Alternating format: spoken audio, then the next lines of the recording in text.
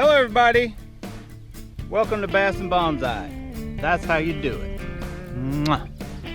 Exactly how we do it. Hello everybody, welcome to Bass and Bonsai. We are here at the strip pit. If you guys can see the water, just how clear it is.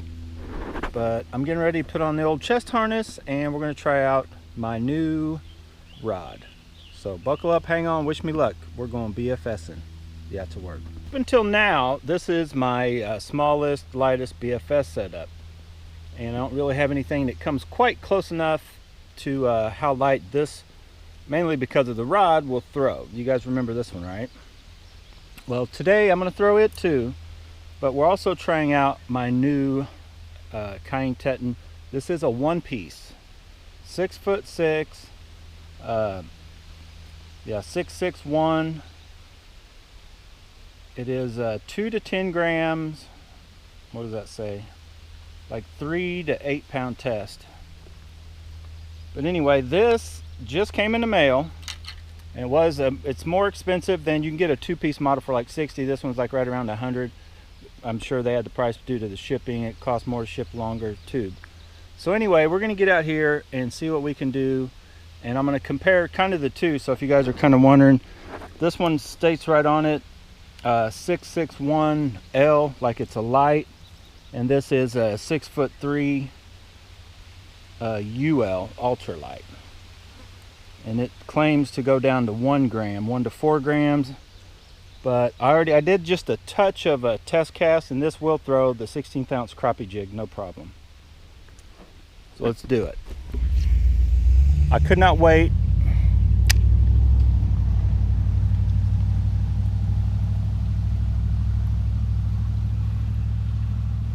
I had to get my favorite BFS crankbait. Just see how it does. Oh, you guys. We had one right off the bat. I stopped it and he hit it. I guess I should tell you the conditions. We've had storms come through. This morning it was storming. I had just got off work. It's probably 12:30 right now, so lunchtime basically. Still have clouds, but the sun is out. It is hot and muggy. It is sticky. Gonna be almost 90 today, I think. I hit it again. Let's try it over here. And this thing works. This rod works awesome. They're just hitting at this. I don't think they really want it. I think if I threw a crappie jig, see that? There we go. Finally got one on it. That's not a bass, though. Bass was hitting it earlier. That is my probably favorite panfish, green ear sunfish, until he sticks me right here. Open your mouth. I love catching these little, well, I love them when they get big. These things get pretty good size. They'll hit a pretty big lure. Look at that color. Mwah. Dive bomb. There are definitely jumpers in here. Let's throw one for distance. Let's see how far. And the wind is blowing. You can make out by how it blows that braid around. And I will use the other rod here shortly, so keep in mind for comparison. This is a 1/8 ounce crank BPS Bass Pro Shops. There ain't nothing out in that middle. They're all over here on the side of this bank right here. Watch this. Alley-oop. I'm still yet to catch a big fish on the Kuying Teton, or this Kuying Teton, since I just got it. I don't think I've caught anything a pound or bigger on the Kuying Teton. There's another one. And you guys can see why this is my favorite BFS bait to throw. It just doesn't take long to start whacking fish with it. This color especially, but it would probably work with other colors. This one I just kind of started, became my favorite right off, and I throw it more than the others. I'm not even sure what that, whoa! Lucky you hit the water, buddy. As I was saying, I'm not even sure what color. I can't remember what color that is. Try one over that way.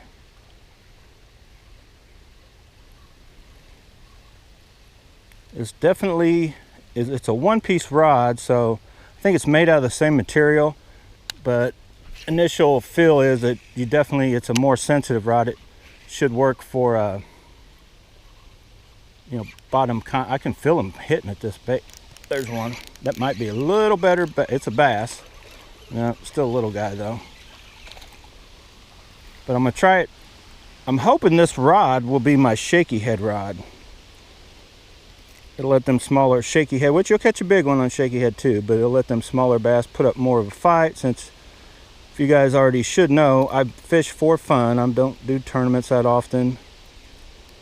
All about having fun for me. I didn't bring my pliers, they're in the truck. That little dude's got it all kinds of weird. Hang on, little dude. Mwah! Largemouth bass. A little stretch for the large. Now if I can get it, I don't know if this rod will let me. Way out there, I got butterflies landing on me and everything. Way out there, it gets real shallow, and there's usually bass way out there too. But I'll show you the bend in this rod also real quick when I come in on this one. Whoa, there's one. That is crappie. Oh, that was a crappie. I would have had 3 species that quick. Get back out there, I might be able to get another crappie. This little strip pit has everything in it. This is where I caught that big bass, green-eared sunfish, bluegill, crappie. I don't know about catfish. I've never caught a catfish out of here. Let's put a little test here. We're gonna see how far this bait, I'm gonna stand right here. We're gonna cast it as far as I can. And you see the winds helped it, or didn't help it. The wind actually hindered it by a hair, but try to remember that spot. I'll reel in. We're gonna switch this bait, or rod and reel. I actually put a different bait on. They're the same weight and size. But we're gonna real quick throw on this. You guys remember where that was? How far out I was? Let's see if the Kuying Teton, now I got the wind really blowing hard now. And about the same, which is almost all the line. If you remember in the shootout, this reel, for whatever reason, probably because of the KTF spool and I don't have it fully spooled, is a little better for sheer distance than the aldebaran. Not quite as far that time, the wind wasn't blowing as hard. So you remember where that was. And this bait is a little off. See how when I reel it, it jumps that way? It needs to be tuned.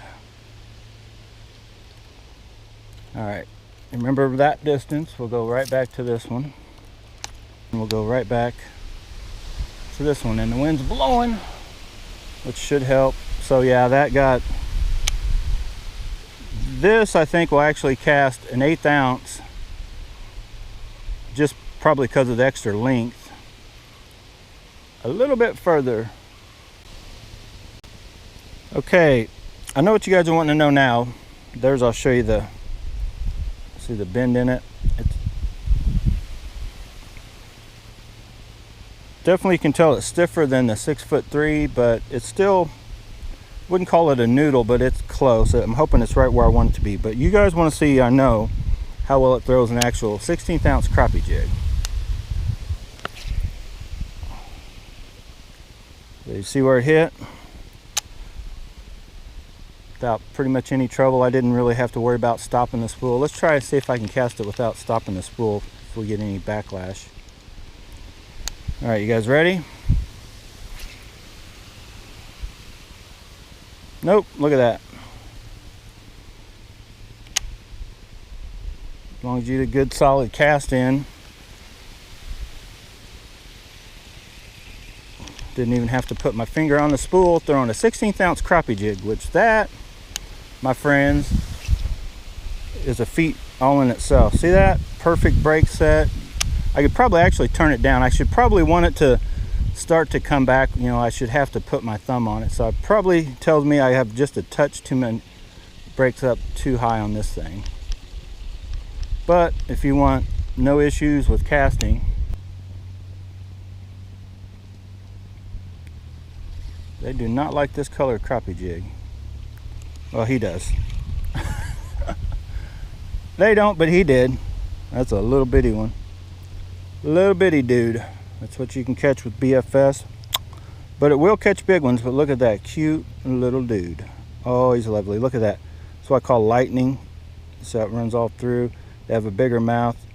The gill area, that ear part is not blue. This is not a bluegill. Green-eared sunfish. And look at him jump.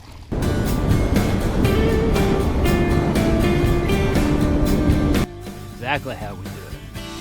Big largemouth bass. Let's see if it'll jump. That is a beauty. We're gonna jump. Yeah! Woo! The taste of success. But really, I've got my blood pressure like, woo!